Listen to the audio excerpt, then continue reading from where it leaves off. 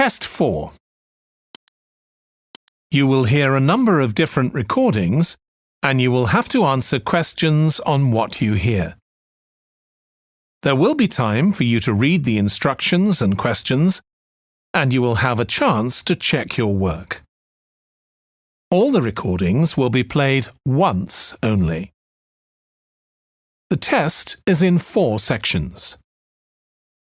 At the end of the test, you will be given 10 minutes to transfer your answers to an answer sheet. Now turn to Section 1.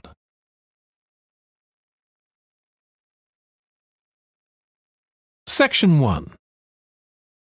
You will hear a phone conversation between Alex, an employee at a company called JPNW, and Martha, who wants to work as a trainee at the company. First, you have some time to look at questions 1 to 7.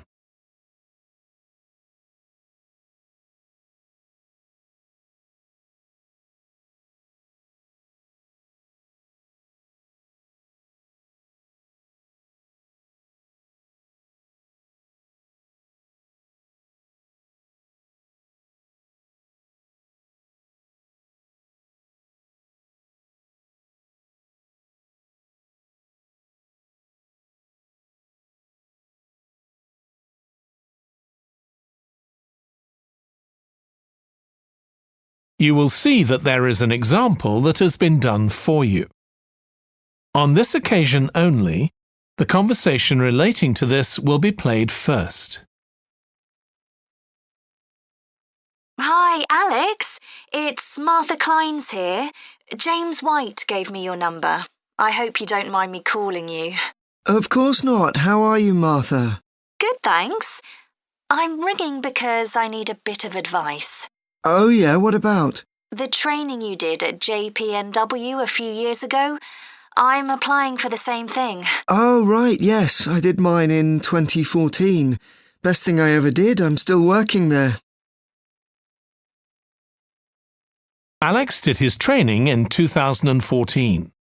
So 2014 has been written in the space. Now we shall begin. You should answer the questions as you listen because you will not hear the recording a second time. Listen carefully and answer questions 1 to 7. Hi, Alex. It's Martha Kleins here. James White gave me your number. I hope you don't mind me calling you. Of course not. How are you, Martha? Good, thanks. I'm ringing because I need a bit of advice. Oh yeah, what about? The training you did at JPNW a few years ago, I'm applying for the same thing. Oh right, yes, I did mine in 2014. Best thing I ever did, I'm still working there. Really? What are you doing? Well, now I work in the customer services department, but I did my initial training in finance. I stayed there for the first 2 years and then moved to where I am now. That's the same department I'm applying for. Did you enjoy it? I was pretty nervous to begin with. I didn't do well in my exams at school, and I was really worried because I failed maths. But it didn't actually matter because I did lots of courses on the job. Did you get a diploma at the end of your trainee period?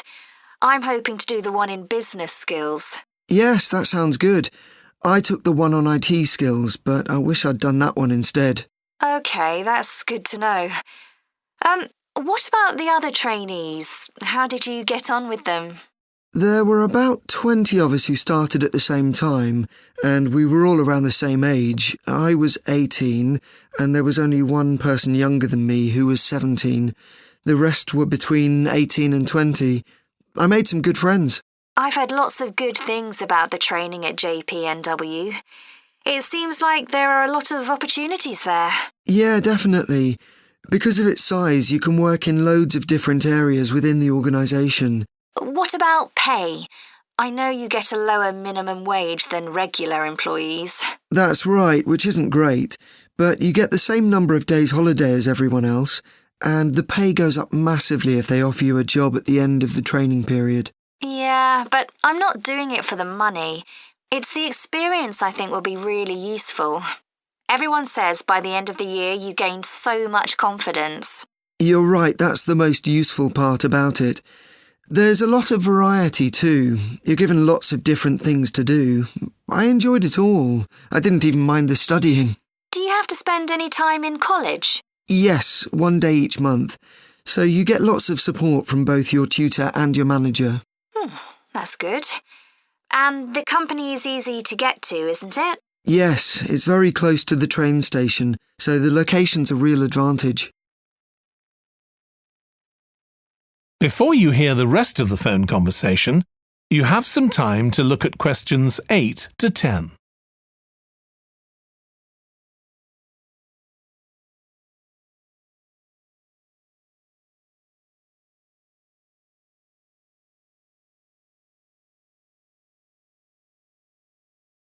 Now listen and answer questions 8 to 10. Have you got a date for your interview yet? Yes, it's on the 23rd of this month. So long as you're well prepared, there's nothing to worry about. Everyone's very friendly. I am not sure what I should wear. What do you think? Nothing too casual, like jeans, for example. If you've got a nice jacket, wear that with a skirt or trousers. OK, thanks. Any other tips? Well, I know it's really obvious, but arrive in plenty of time. They hate people who are late.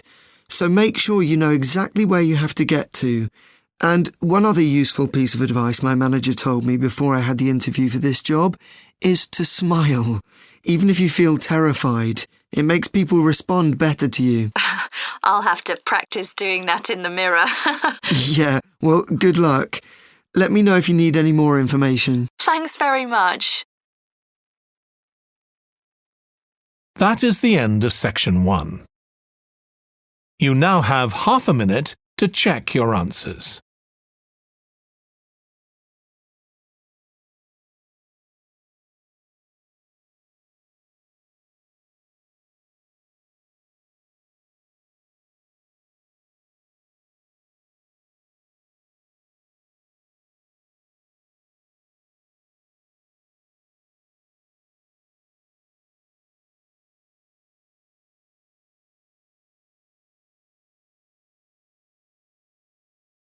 Now turn to section 2.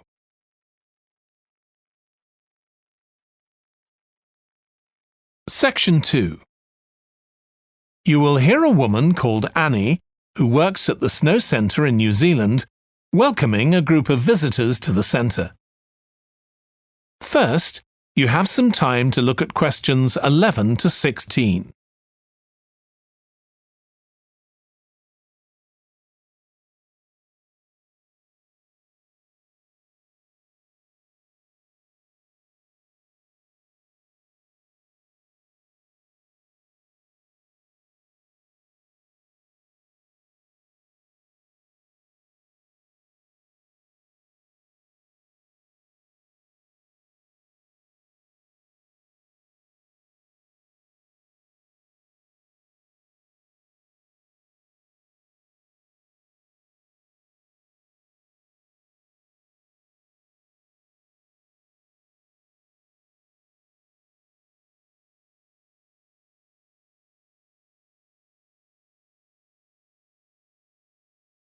Now listen carefully and answer questions 11 to 16.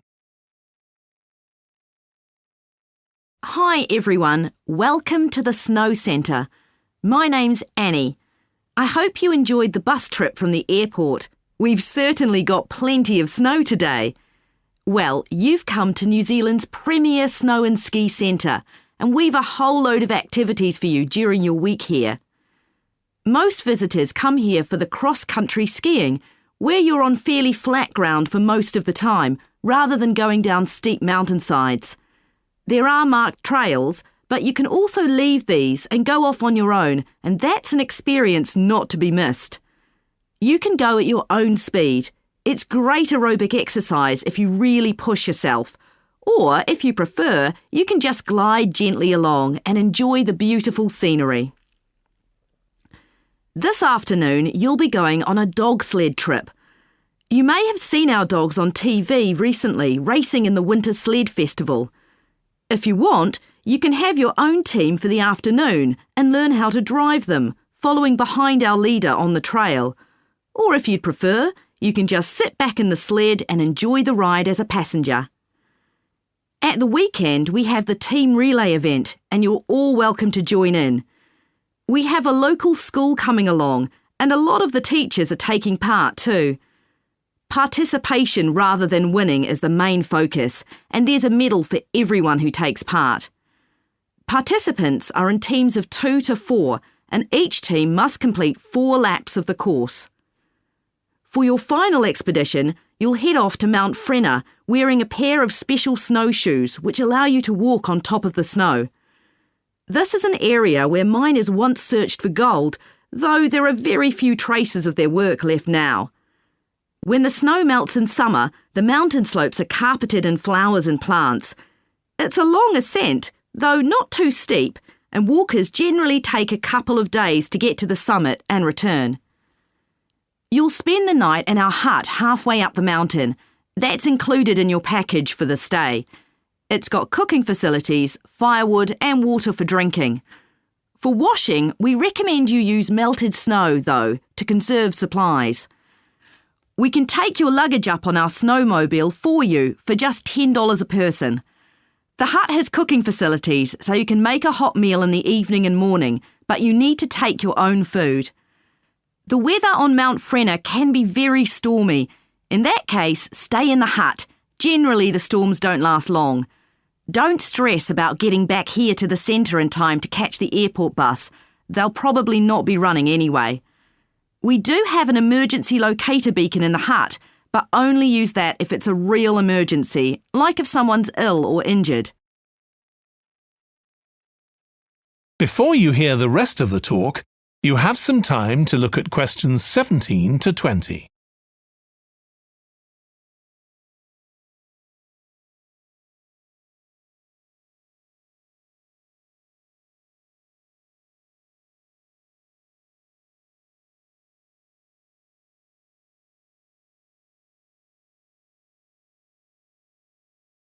Now listen and answer questions 17 to 20. Now, let me tell you something about the different ski trails you can follow during your stay here. Highland Trail's directly accessible from where we are now. This trail's been designed to give first-timers an experience they'll enjoy regardless of their age or skill, but it's also ideal for experts to practice their technique. Then there's Pine Trail. If you're nervous about skiing, leave this one to the experts. You follow a steep valley looking right down on the river below. Scary! But if you've fully mastered the techniques needed for hills, it's great fun. Stony Trail's a good choice once you've got a general idea of the basics. There are 1 or 2 tricky sections, but nothing too challenging. There's a shelter halfway where you can sit and take a break and enjoy the afternoon sunshine. And finally, Losers Trail.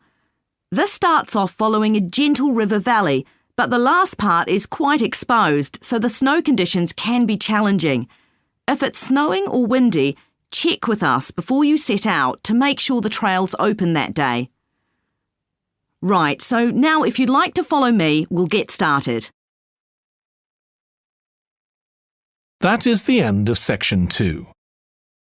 You now have half a minute to check your answers.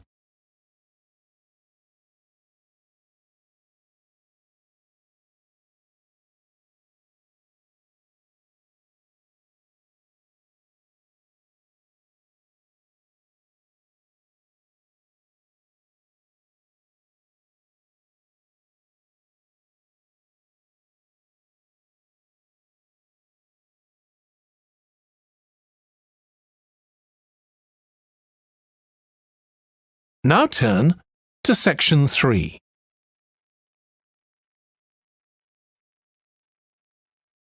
Section 3.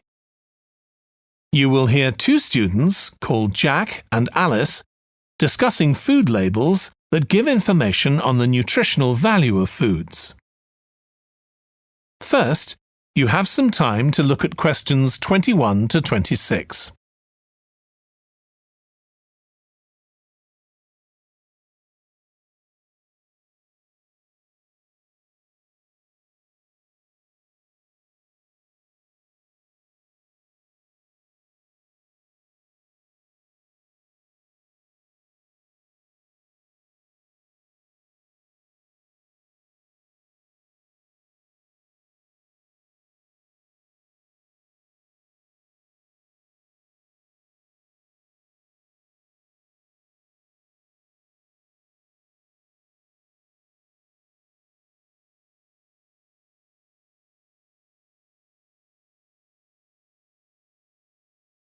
Now listen carefully and answer questions 21 to 26. I still got loads to do for our report on nutritional food labels. Me too. What did you learn from doing the project about your own shopping habits? Well, I've always had to check labels for traces of peanuts in everything I eat because of my allergy. But beyond that, I've never really been concerned enough to check how healthy a product is. This project has actually taught me to read the labels much more carefully. I tended to believe claims on packaging like low in fat, but I now realise that the healthy yoghurt I've bought for years is full of sugar and that it's actually quite high in calories. Ready meals are the worst. Comparing the labels on supermarket pizzas was a real eye-opener. Did you have any idea how many calories they contain? I was amazed. Yes, because unless you read the label really carefully, you wouldn't know that the nutritional values given are for half a pizza. When most people eat the whole pizza. Not exactly transparent, is it? Not at all. But I expect it won't stop you from buying pizza. Probably not, no. I thought comparing the different labelling systems used by food manufacturers was interesting. I think the kind of labelling system used makes a big difference. Which one did you prefer? I liked the traditional daily value system best, the one which tells you what proportion of your required daily intake of each ingredient the product contains. I'm not sure it's the easiest for people to use, but at least you get the full story. I like to know all the ingredients in a product, not just how much fat, salt and sugar they contain. But it's good supermarkets have been making an effort to provide reliable information for customers. Yes. There just needs to be more consistency between labelling systems used by different supermarkets, in terms of portion sizes, etc. The labels on the different brands of chicken flavour crisps were quite revealing too, weren't they? Yeah. I don't understand how they can get away with calling them chicken flavour when they only contain artificial additives. I know. I'd at least have expected them to contain a small percentage of real chicken. Absolutely. I think having nutritional food labelling has been a good idea, don't you? I think it will change people's behaviour and stop mothers, in particular, buying the wrong things. But didn't that study kind of prove the opposite? People didn't necessarily stop buying unhealthy products. They only said that might be the case. Those findings weren't that conclusive, and it was quite a small-scale study. I think more research has to be done. Yes, I think you're probably right. Before you hear the rest of the discussion, you have some time to look at questions 27 to 30.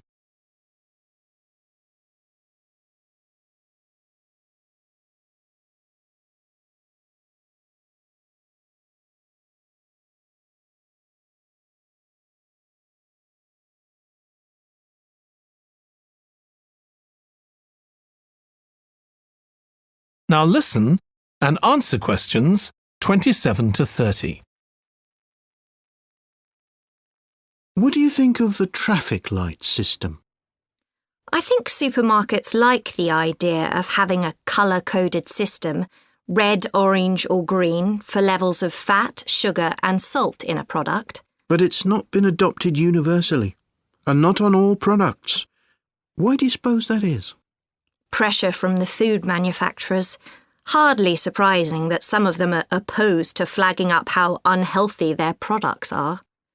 I'd have thought it would have been compulsory. It seems ridiculous it isn't. I know. And what I couldn't get over is the fact that it was brought in without enough consultation. A lot of experts had deep reservations about it. That is a bit weird. I suppose there's an argument for doing the research now when consumers are familiar with this system. Yeah, maybe. The participants in the survey were quite positive about the traffic light system. But I don't think they targeted the right people. They should have focused on people with low literacy levels, because these labels are designed to be accessible to them. Yeah. But it's good to get feedback from all socio-economic groups, and there wasn't much variation in their responses. No. But if they hadn't interviewed participants face-to-face, they could have used a much bigger sample size. I wonder why they chose that method. Dunno. How were they selected? Did they volunteer or were they approached? I think they volunteered. The thing that wasn't stated was how often they bought packaged food. All we know is how frequently they used the supermarket. That is the end of section 3. You now have half a minute to check your answers.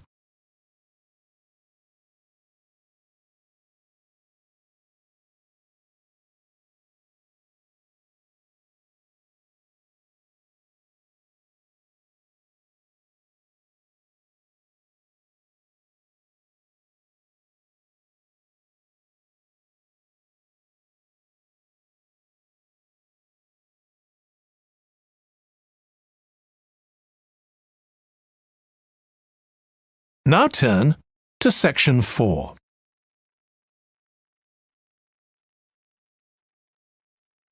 Section 4. You will hear part of a presentation by a history student about the history of coffee. First, you have some time to look at questions 31 to 40.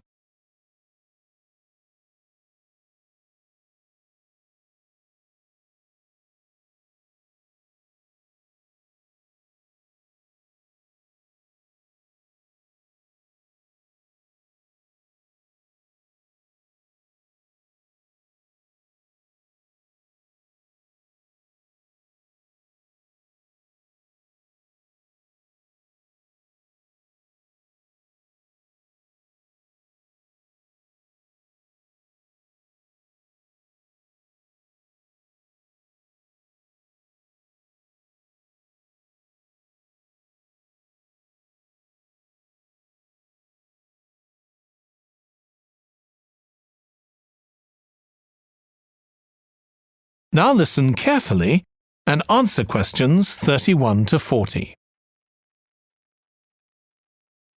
In my presentation, I'm going to talk about coffee and its importance both in economic and social terms. We think it was first drunk in the Arab world, but there's hardly any documentary evidence of it before the 1500s, although of course that doesn't mean that people didn't know about it before then. However, there is evidence that coffee was originally gathered from bushes growing wild in Ethiopia, in the northeast of Africa. In the early 16th century, it was being bought by traders, and gradually its use as a drink spread throughout the Middle East. It's also known that in 1522, in the Turkish city of Constantinople, which was the centre of the Ottoman Empire, the court physician approved its use as a medicine. By the mid-1500s, coffee bushes were being cultivated in the Yemen, and for the next 100 years, this region produced most of the coffee drunk in Africa and the Arab world. What's particularly interesting about coffee is its effect on social life. It was rarely drunk at home, but instead, people went to coffee houses to drink it. These people, usually men, would meet to drink coffee and chat about issues of the day. But at the time, This chance to share ideas and opinions was seen as something that was potentially dangerous. And in 1623, the ruler of Constantinople demanded the destruction of all the coffee houses in the city, although after his death, many new ones opened and coffee consumption continued. In the 17th century, coffee drinking spread to Europe, and here too, coffee shops became places where ordinary people, nearly always men, could meet to exchange ideas. Because of this, some people said that these places performed a similar function to universities. The opportunity they provided for people to meet together outside their own homes and to discuss the topics of the day had an enormous impact on social life, and many social movements and political developments had their origins in coffeehouse discussions.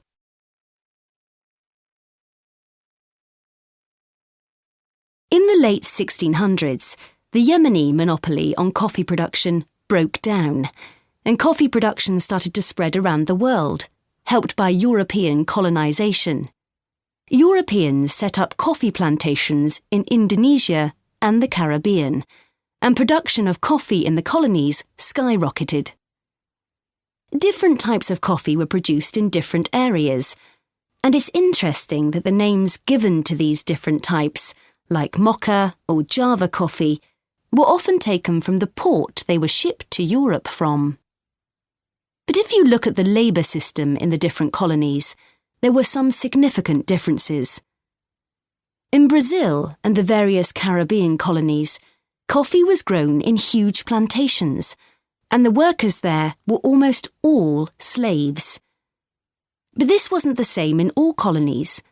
For example, in Java, which had been colonised by the Dutch, the peasants grew coffee and passed a proportion of this on to the Dutch, so it was used as a means of taxation. But whatever system was used, under the European powers of the 18th century, coffee production was very closely linked to colonisation. Coffee was grown in ever-increasing quantities to satisfy the growing demand from Europe, and it became nearly as important as sugar production, which was grown under very similar conditions. However, coffee prices were not yet low enough for people to drink it regularly at home, so most coffee consumption still took place in public coffee houses, and it still remained something of a luxury item. In Britain, however, a new drink was introduced from China and started to become popular, gradually taking over from coffee, although at first it was so expensive that only the upper classes could afford it. This was tea, and by the late 1700s it was being widely drunk. However, when the USA gained independence from Britain in 1776, they identified this drink with Britain, and coffee remained the preferred drink in the USA, as it still is today. So, by the early 19th century, coffee was already being widely produced and consumed. But during this century, production boomed and coffee prices started to fall. This was partly because new types of transportation had been developed, which were cheaper and more efficient. So now, working people could afford to buy coffee. It wasn't just a drink for the middle classes. And this was at a time when large parts of Europe were starting to work in industries. And sometimes this meant their work didn't stop when it got dark. They might have to continue throughout the night. So the use of coffee as a stimulant became important. It wasn't just a drink people drank in the morning for breakfast. There were also changes in cultivation. That is the end of section 4.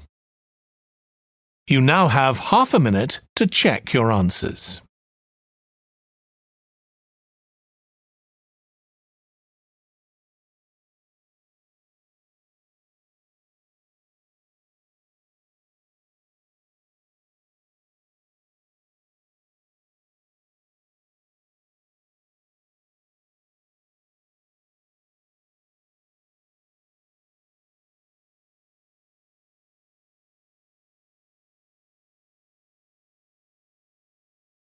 That is the end of the listening test. In the IELTS test, you would now have 10 minutes to transfer your answers to the answer sheet.